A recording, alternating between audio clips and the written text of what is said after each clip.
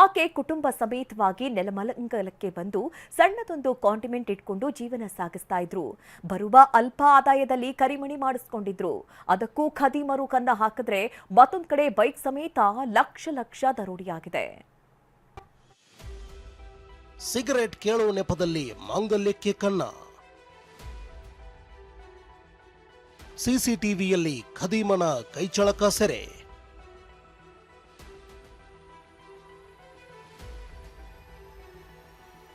ಈ ಐನಾತಿಯನ್ನ ನೋಡಿ. ಕಾರಿಂದ ಇಳಿದು ಅಂಗಡಿಗೆ ಬಂದು ಸಿಗರೆಟ್ ತೆಗೆದುಕೊಳ್ತಾನೆ. ಲೈಟರ್ ಹಚ್ಚಿ ಅತ್ತಿಂದಿತ್ತ ಓಡಾಡ್ತಾನೆ. ಕಾರಲ್ಲಿ ಮತ್ತೊಬ್ಬನ ಜೊತೆ ಹೋಗಿ ಮಾತನಾಡ್ತಾನೆ. ಮೊಬೈಲ್ ನೋಡುತ್ತಾ ಬಂದು ಏಕಾಏಕಿ ಅಂಗಡಿ ಮಾಲಕಿಯ ಮಾಂಗಲ್ಯ ಸರ ಕಿತ್ತು ಎಸ್ಕೇಪ್ ಆಗಿದ್ದಾನೆ.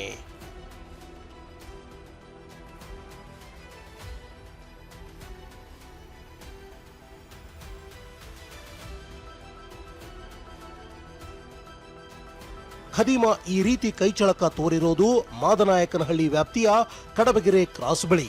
ನಿನ್ನೆ ರಾತ್ರಿ ಕಾಂಡಿಮೆಂಟ್ಸ್ ನಡೆಸ್ತಾ ಇದ್ದ ನಾಗರತ್ನಮರ 7 ಗ್ರಾಂ ಚಿನ್ನದ ಸರ ಕಸಿದು ಪರಾರಿಯಾಗಿದ್ದಾನೆ. ಪೊಲೀಸರು ಆರೋಪಿಗಳಿಗಾಗಿ ಶೋಧ ನಡೆಸ್ತಾ ಇದ್ದಾರೆ.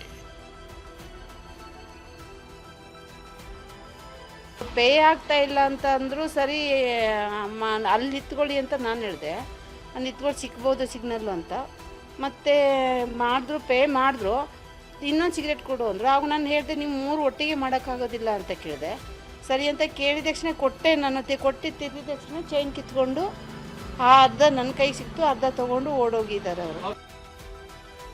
ಬೈಕ್ ಅಡ್ಡಗಟ್ಟಿ 30 ಲಕ್ಷಕ್ಕೂ ಅಧಿಕ ಹಣ ದರೋಡೆ. ಇನ್ನು ಬನ್ನೇರುಘಟ್ಟದ ಸಕಲವಾರ ರಸ್ತೆಯಲ್ಲಿ ಹಾಡಹಗಲೇ ಸಿನಿಮಾ ಸ್ಟೈಲ್ನಲ್ಲಿ ದರೋಡೆ ನಡೆದಿದೆ. ಉಡಾನ್ ಕಂಪನಿಯ ವಿವಿಧ ಬ್ರಾಂಚ್ಗಳಲ್ಲಿ ಹಣ ಸಂಗ್ರಹಿಸ್ತಾ ಇದ್ದ ಕೈಲಾಸ್ ನಿನ್ನೆ ಸಂಜೆ ರಾಕೇಶ್ ಅನ್ನೋರ ಬಳಿ ಹಣ ಪಡೆದಿದ್ರು. ಆ ಹಣವನ್ನ ತಮ್ಮ ಜುಪಿಟರ್ ಬೈಕ್ನಲ್ಲಿಟ್ಟು ತೆರಳುತ್ತಾ ಇದ್ದಾಗ ಬೈಕ್ನಲ್ಲೇ ಅಡ್ಡ ಬಂದ ಕಿಡಿಗೇಡಿಗಳು ಲಾಂಗ್ ತೋರಿಸಿ ಬೆದರಿಸಿದ್ದಾರೆ.